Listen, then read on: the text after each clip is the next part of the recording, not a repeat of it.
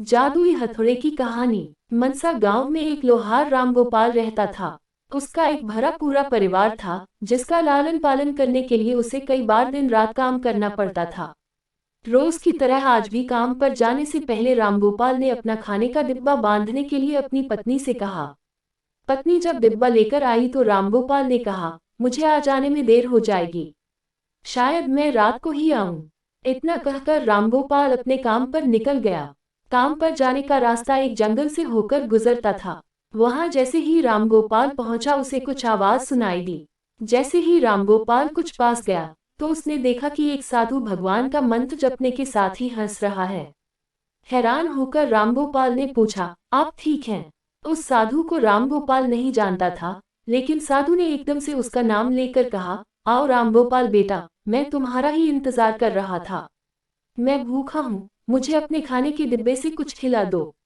बाबा से अपना नाम सुनकर रामगोपाल हैरान था, लेकिन उसने कोई सवाल नहीं किया और सीधा अपना खाने का डिब्बा निकालकर उन्हें दे दिया। देखते ही देखते बाबा ने रामगोपाल का सारा खाना खा लिया। उसके बाद उस साधु ने कहा, बेटा मैं तो सारा खाना खा गया, अब तुम क्या खाओगे? मुझे माफ करना। रामगोपाल ने कहा, कोई बात नहीं बाबा, मैं काम के लिए बाजार जा रहा हूँ, तो मैं वहीं कुछ खा लूंगा। ये सुनकर उस साधु ने रामगोपाल को खूब आशीर्वाद दिया और भेंट के तौर पर एक हथौड़ा दे दिया। रामगोपाल ने कहा, आपका आशीर्वाद काफी है, मैं इस हथौड़े का क्या करूंगा? इसे आप ही रखिए। साधु ने जवाब देते हुए कहा, बेटा यह मामूली हथौड़ा नहीं है, ये जादुई हथौड़ा है जो मेरे गुरु ने मुझे दिया था और अब मैं तुझे दे रहा हूँ, क्योंकि तुम्हारा दिल साफ है। इसका इस्तेमाल अच्छे कामों के लिए ही करना और किसी दूसरे के हाथ में इसे कभी मत देना। इतना कहकर वह बाबा वहां से अदृश्य हो गए। रामगोपाल अपने हाथों में हथौड़ा लेकर बाजार काम करने के लिए चला गया। औजार बनाने से पहले उसके दिमाग में आया कि आज इसी हथौड़े से लोहा पीटता हूँ। जैसे ही उसने लोहे पर हथौड़े से चोट मारी वो सीधा औजार बन गया। दूसरी चोट में लोहे के बर्तन बन गए। रामगोपाल समझ गया कि यह सही में जादुई हथौड़ा है। वो जो बनाने की सोच के साथ लोहे पर चोट मारता, लोहा सीधा वही बन जाता। जादुई हथौड़े की वजह से रामगोपाल का काम जल्दी खत्म हो गया और वो अपने साथ ही उस जादुई हथौड़े को घर ले गया। इसी तरह रोज रामगोपाल उस हथौड़े से जल्दी काम खत्म कर लेता और कई बार ज्यादा बर्तन बनाकर उन्हें गांव के लोगों को भी बेच देता था। धीरे धीरे उसके घर के हालात पहले से कुछ ठीक होने लगे।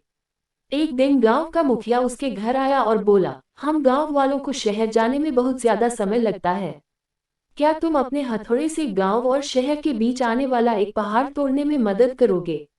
इससे बीच में एक सड़क बना लेंगे और गांव से शहर का सफर आसान और छोटा हो जाएगा।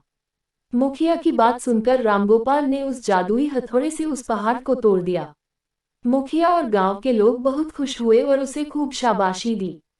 पहाड़ तोड़ने के बाद घर लौटते समय लोहार के मन में हुआ कि इस जादुई हथौड़े से मेरा काम जल्दी हो जाता है, लेकिन कुछ ज्यादा फायदा तो हो नहीं रहा है। इसी सोच में डूबे हुए लोहार घर जाने की जगह दुखी होकर जंगल की तरफ चला गया। उस जंगल में वही साधु बाबा लोहार को दोबारा दिखा। लोहार ने उन्हें अपने मन की सारी बातें बता दी। साधु ने कहा, इसका उपयोग सिर्फ औजार और बर्तन बनाने व पहाड़ तोड़ने तक सीमित नहीं है। इससे तुम अपने मन का कुछ भी बना सकते हो और किसी भी कठिन चीज को आसानी से तोड़ सकते हो। रामगोपाल ने अच्छे से साधु बाबा से उस जादुई हथौड़े को इस्तेमाल करने का तरीका सीखा। उसके बाद रामगोपाल ने बहुत धन कमाया। आज रामगोपाल एक अमीर आदमी बन गया है। अभी भी वो जब भी जरूरत महसूस होती है उस जादुई हथौड़े का इस्तेमाल कर लेता है। कहानी से सीख, चाहे कोई वस्तु हो या दिमाग, इनका इस्तेमाल पूरी तरह से करना चाहिए। साथ ही अपने पास मौजूद सामान का मोल समझना जरूरी है। व्यर्थ हताश होने से काम नहीं बनता।